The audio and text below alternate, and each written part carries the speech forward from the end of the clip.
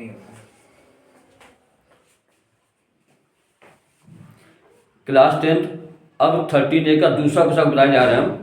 दवा के एक कैप्सूल एक बेलन के आकार का है जिसके दोनों सिरों पर एक एक अर्धगोला लगा हुआ है।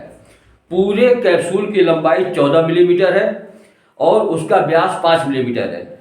इसका पृष्ठीय क्षेत्रफल ज्ञात कीजिए। तो वही काम यहाँ भी करेंगे। हम पहले क्या करेंगे, देखो बेलन के आकार का है और दोनों सिर्फ अर्धगोले लगे हैं, तो दोनों अर्धगोले का वक्रपृष्ठ निकालेंगे और बेलन का वक्रपृष्ठ निकालेंगे और फिर इनको ऐड करके हम निकाल लेंगे उसका पृष्ठीय क्षेत्रफल। क्लियर है? अब देख करवा रहे हैं। तो यहाँ क्या दिया गया है, जो आपका कैप्सूल है वह एक बेलन के आकार का है और दोनों तरफ अर्धगोले हैं। क्लियर है?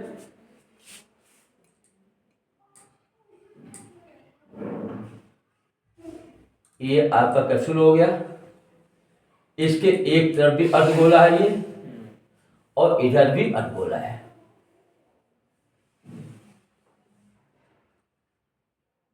ये इसकी होगी संपूर्ण ऊंचाई। क्लियर है? फिर इसमें कहा गया है कि कैप्सूल की लंबाई 14 मिलीमीटर है। ये पूरी लंबाई आपको दी गई 14 मिलीमीटर, 14 मिलीमीटर। क्लियर? फिर कहा गया व्यास दिया 5 मीटर व्यास, ये आपका व्यास हो गया पूरा।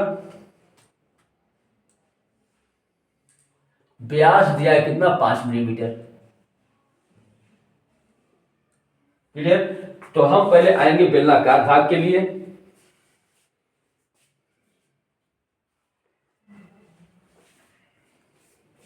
क्या लिखेंगे आप, बेलनाकार भाग के लिए।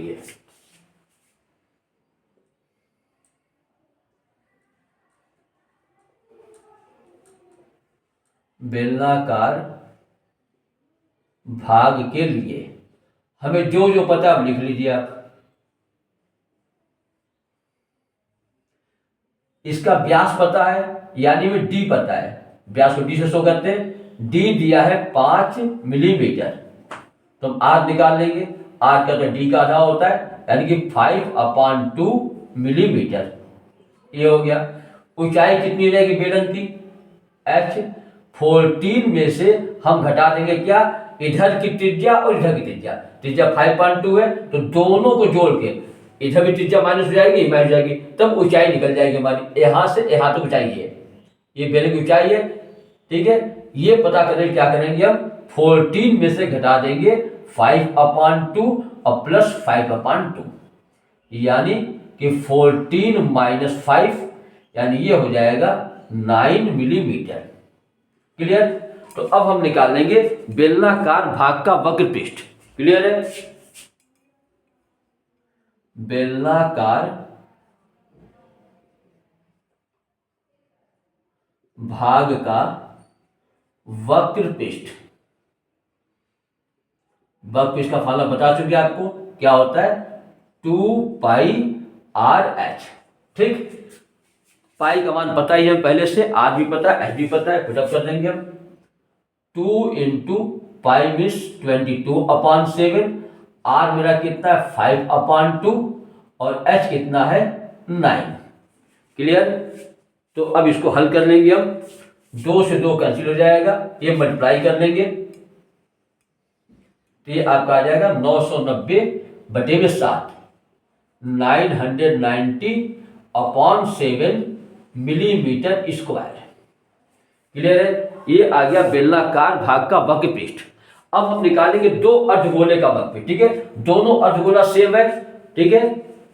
तो दो समान अर्धगोले का वक्रपृष्ठ, दो समान अर्धगोले का वक्र पृष्ठ। ठीक है? तो क्या हो जाएगा, वक्रपृष्ठ का फॉर्मूला पता है आपको, 2πr², और दोनों समान है तो दो गुणे कर लेंगे हम।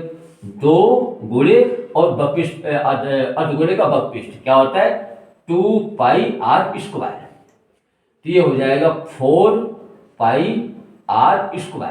अब वैल्यू पुटअप कर देंगे, 4/22/7, आर इसका वही रहेगा 5/2, तो 5/2 × 5/2।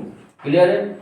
2 से काट देंगे 4 को 2 बार में और 2 से 2 कट जाएगा, गुणा कर लेंगे ये हो जाएगा 550/7, 550/7 मिलीमीटर स्क्वायर। क्लियर है?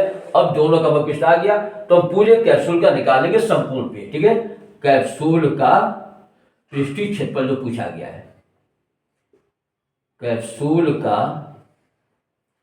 पृष्ठीय क्षेत्रफल, तो क्या करेंगे हम, बेलन का वक्रपृष्ठ और अर्धगोले का वक्रपृष्ठ दोनों को ऐड कर देंगे। 990/7 और प्लस 550/7 दोनों को जोड़ लेंगे। 9 5 14, 1540, 1540/7 ये डिवाइड कर लेंगे तो ये आ जाएगा 220 मिलीमीटर स्क्वायर। क्लियर है? तो इस प्रकार कोई भी सवाल आएगा आपका, इसी प्रकार से फॉर्मूला अगर पता रहेगा, हमें सवाल में क्या करना है ये पता रहेगा, तो इसको करने में कोई दिक्कत नहीं आएगी, आप कोई भी सवाल कर लेंगे। इसके बावजूद भी यदि कोई सवाल आपको नहीं आता है, कोई दिक्कत आती है, तो कमेंट बॉक्स में आप कमेंट करके मुझसे वो क्वेश्चन का हल जान सकते हैं।